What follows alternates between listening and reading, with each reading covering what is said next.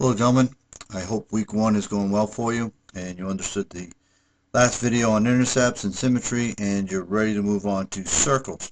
I'm going to try to make this one a little bit shorter. I know the last one was a little bit longer. Let's talk about circles. Circles is a set of all points that are equidistant from a point called the center. In this particular example, the center is actually at the origin. The distance from the center to the points on the curve is the radius, r, right there. And the red curve here is all the points that are equidistant from the origin. This line here, this line segment that connects 2 points on the curve that goes through the center is called my diameter. And the diameter is actually equal to twice the radius. And you guys should make sure you know that equation right there because we're going to use it. Okay, let's see how we use the distance formula to come up with the equation of a circle. Here is a circle with the center at HK. All right, and again we have our radius r, and we're going to use our distance formula here because again we're using the fact that a circle is the set of all points that are equidistant from this point at the center, HK. All right, and if I use my distance formula right there, I get some point on the curve x minus h quantity squared plus y minus k squared is equal to the distance squared, or r squared here. All right, this is simply right there, that's our distance formula. Okay, you should recognize that. All right, and this right there is actually the standard form of our equation of radius r with center hk. Okay, pretty straightforward. Let's do a couple examples, make sure you understand it. First one, write the standard form of equation with a circle with center, negative 7, 4, and a radius of 7. There's my standard form of the circle, standard form of the equation. This one's pretty straightforward because I have h, k, and r all given to me. So I'm basically just going to plug points in here. Note that the minus negative 7 becomes plus 7. The minus negative 4 becomes plus 4, and then we square our radius. Don't forget to square the radius. There's the graph here, the circle, center, negative 7, negative 4, and again there's our general formula.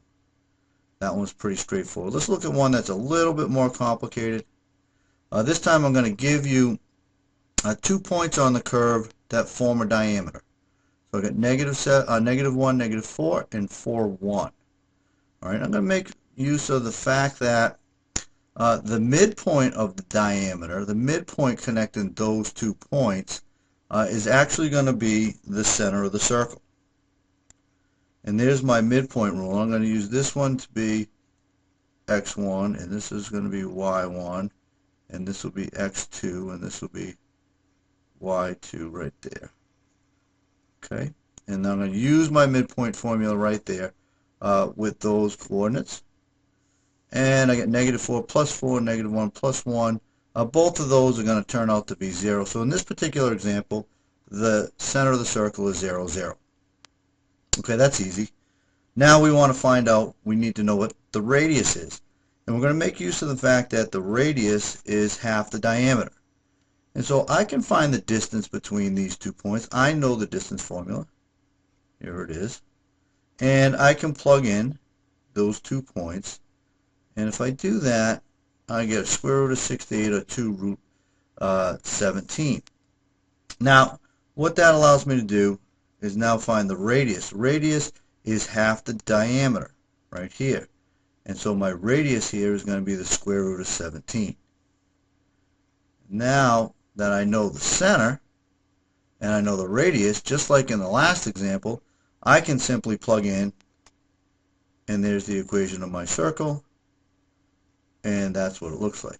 And here's my origin, or here's my center, 0, 0, and r equals radical 17. Okay, so that example is a little bit more challenging. I'm going to give you a couple of those to practice. Some different ways you're going to see it. Here are your practice questions right here. Only 3 this time. Pretty straightforward stuff. 2 of them are exactly like our examples that we just did. Again, if you have any questions whatsoever, right there, make sure that you guys are emailing me. We don't want to fall behind already. Okay, so any questions, just email me. I'll do some work on this so that you guys stay up to pace. Review just quick.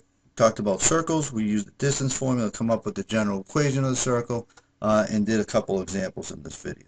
Hopefully that makes sense. Do those practice problems. Make sure you understand it before you move on to the next video, which has to do with linear equation. Okay? Have a good day, gentlemen.